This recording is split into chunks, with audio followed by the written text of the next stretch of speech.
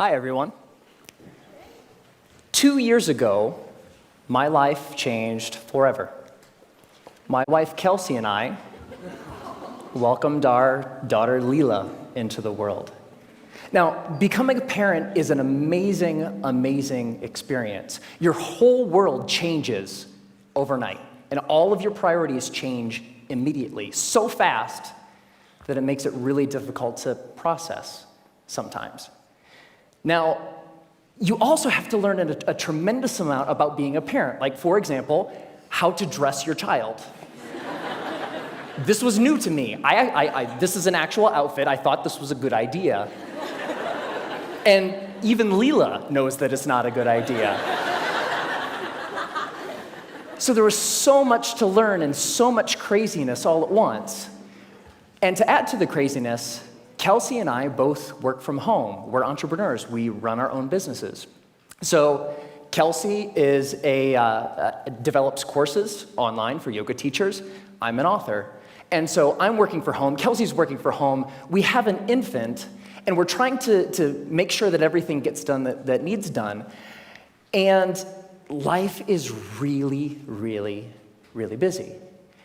And a couple weeks into this amazing experience, when the sleep deprivation really kicked in, like around week 8, I had this thought, and it was the same thought that parents across the ages, internationally, everybody has had this thought, which is, I am never going to have free time ever again. And somebody said it's true. Yeah, it's not exactly true, but it feels really, really true in that moment. And this was really disconcerting to me, because one of the things that I enjoy more than anything else is learning new things. Getting curious about something and diving in and fiddling around and learning through trial and error and eventually becoming pretty good at something. And without this free time, I didn't know how I was ever going to do that ever again. And so I'm a big geek. I want to keep learning things. I want to keep growing.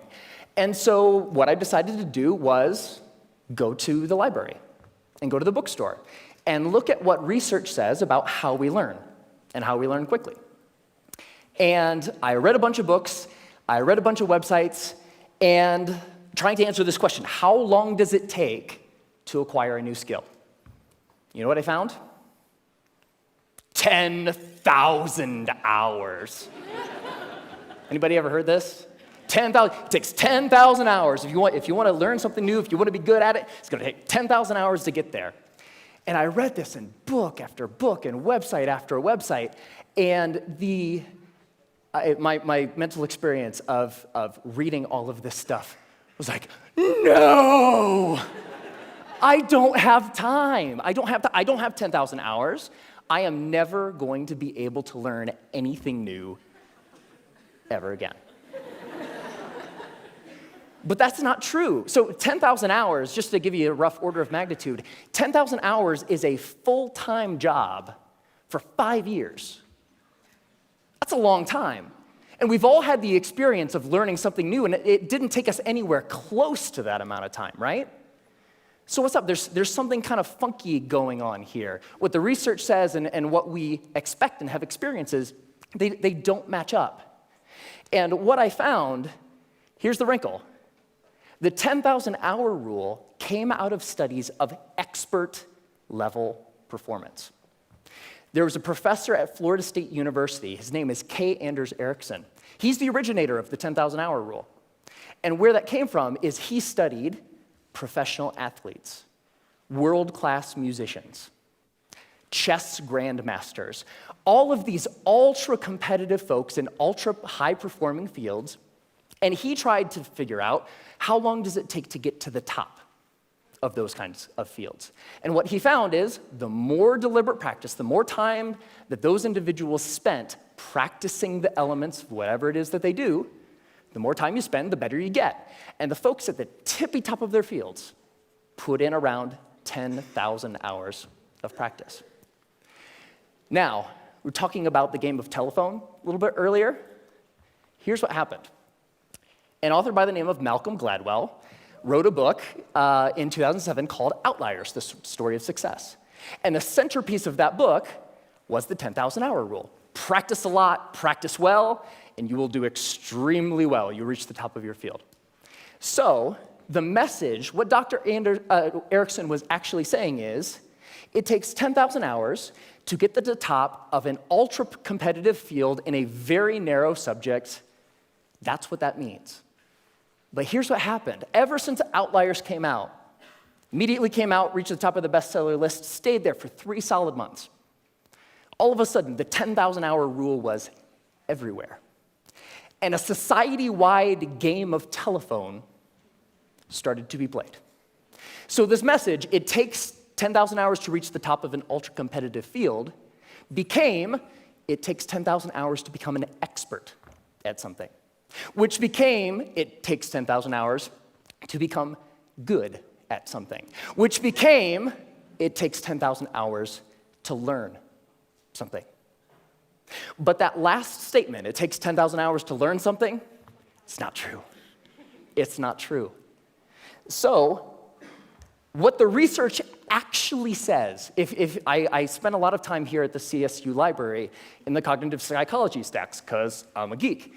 And when you actually look at the studies of skill acquisition, you see over and over and over a graph like this. Now, researchers, whether they're studying a motor skill, something you do physically, or a mental skill, they like to study things that they can time, because you can quantify that, right? So they'll give research participants a little task, something that requires physical arrangement or something that requires learning a little mental trick, and they'll time how long a participant takes to complete the skill. And here's what this graph says. When you start, so when researchers gave participants a task, it took them a really long time because it was new and they were horrible. With a little bit of practice, they get better and better and better, and that early part of practice is really, really efficient. People get good at things with just a little bit of practice. Now, what's interesting to note is that if, we don't really, for skills that we want to learn for ourselves, we don't care so much about time, right? We just care about how good we are, whatever good happens to mean. So if we relabel performance time to how good you are, the graph flips, and you get this famous and widely known, this is the learning curve. And the story of the learning curve is when you start, you're grossly incompetent and you know it, right? With a little bit of practice, you get really good really quick. So that early level of improvement is really fast. And then at a certain point, you reach a plateau, and the subsequent gains become much harder to get. They take more time to get. Now, my question is, I want that, right? How long does it take from starting something and being grossly incompetent and knowing it to being reasonably good in, hopefully, as short a period of time as possible? So, how long does that take? Here's what my research says. 20 hours. That's it. You can go from knowing nothing about any skill that you can think of. Want to learn a language? Want to learn how to draw? Want to learn how to juggle flaming chainsaws? If you put 20 hours of focused, deliberate practice into that thing, you will be astounded at how good you are. 20 hours is doable. That's about 45 minutes a day for about a month, even skipping a couple days here and there. 20 hours isn't that hard to accumulate. Now, there's a method to doing this, because it's not like you can just start fiddling around for about 20 hours and expect these massive improvements. There's a way to practice intelligently. There's a way to practice efficiently that will make sure that you invest those 20 hours in the most effective way that you possibly can. And here's the method. It applies to anything. The first is to deconstruct the skill. Decide exactly what you want to be able to do when you're done, and then look into the skill and break it down into smaller and smaller pieces. Most of the things that we think of as skills are actually big bundles of skills that require all sorts of different things. The more you can break apart the skill, the more you're able to decide what are the parts of this skill that will actually help me get to what I want, and then you can practice those first. And if you practice the most important things first, you'll be able to improve your performance in the least amount of time possible. The second is learn enough to self-correct.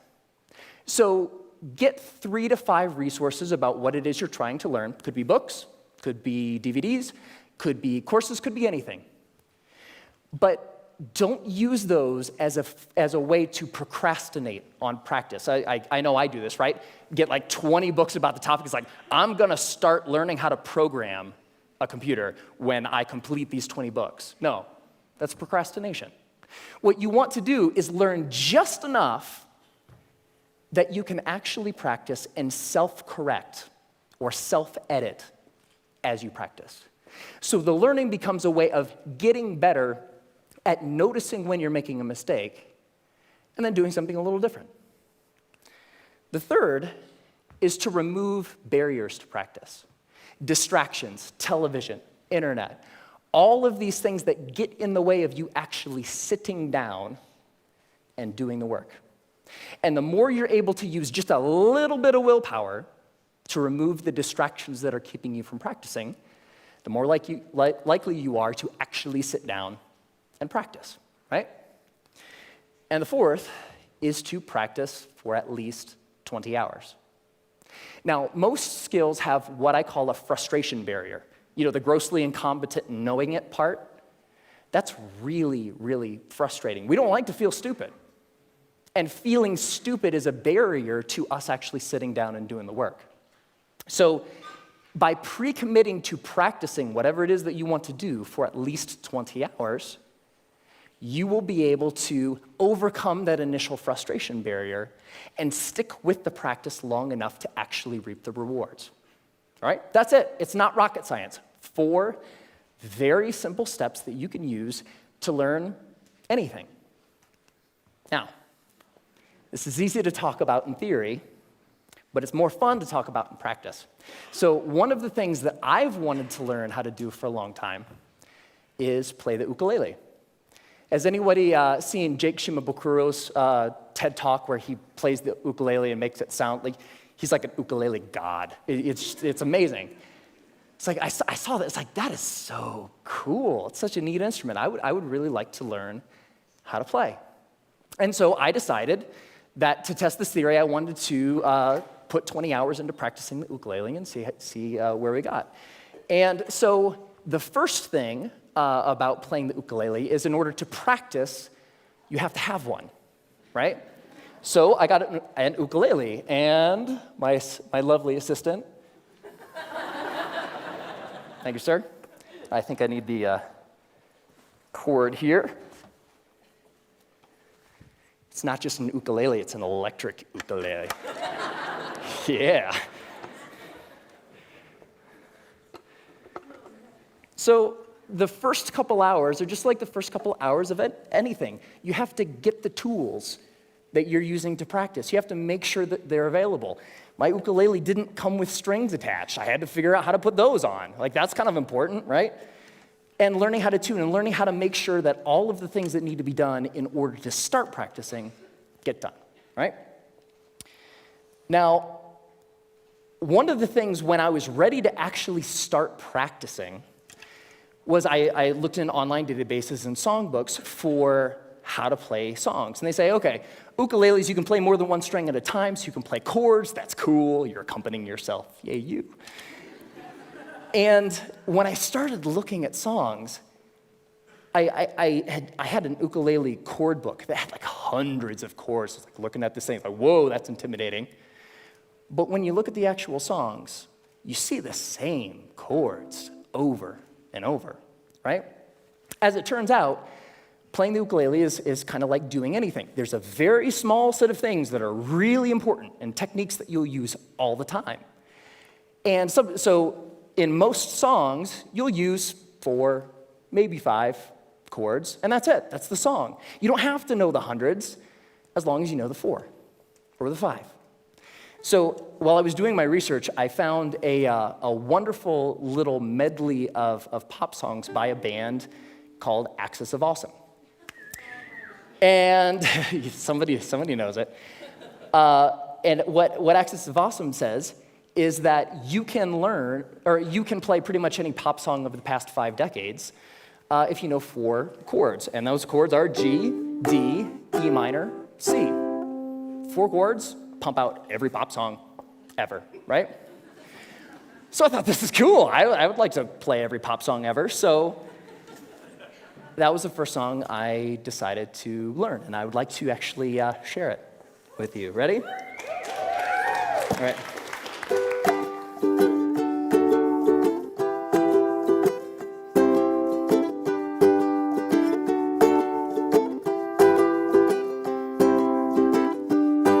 Just a small town girl living in a lonely world. She took the midnight train going anywhere. I heard that you settled down, that you found a girl, that you're married now. Every night in my dreams I see you, I feel you. That is how I know we'll go on. I won't hesitate no more, it cannot wait, I'm yours. 'Cause you are amazing, we did amazing things. If I could, then I would. I'd go wherever you will. And can you feel the love tonight? Can you live with or without you? When I find myself in times of trouble, Mother Mary comes to me. Sometimes I feel like I don't have a partner. No woman, no cry, Mama, this surely is a dream. I come from a land down under. Once a jolly swag man camped by a billabong. Hey, I just met you, and this is crazy, but here's my number, so call me. Hey, sexy lady, whoop, whoop, whoop, whoop, whoop 'em Gangnam Style. Time to say goodbye. Closing time. Every new beginning comes from some other beginning's end.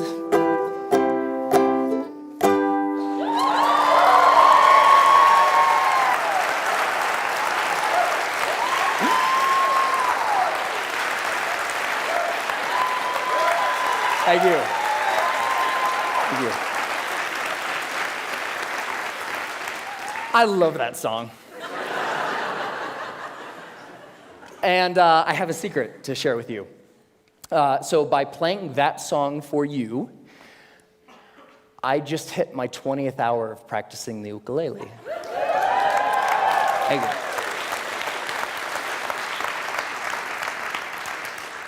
And so it's amazing, pretty much anything that you can think of. What do you want to do? The major barrier to learning something new is not intellectual. It's not the process of you learning a bunch of little tips or tricks or things. The major barrier is emotional. We're scared. Feeling stupid doesn't feel good. In the beginning of learning anything new, you feel really stupid. So the major barrier is not intellectual, it's emotional. But put 20 hours into anything. Doesn't matter. What do you want to learn? You want to learn language? You want to learn how to cook? You want to learn how to draw? What turns you on? What lights you up? Go out and do that thing. It only takes 20 hours. Have fun.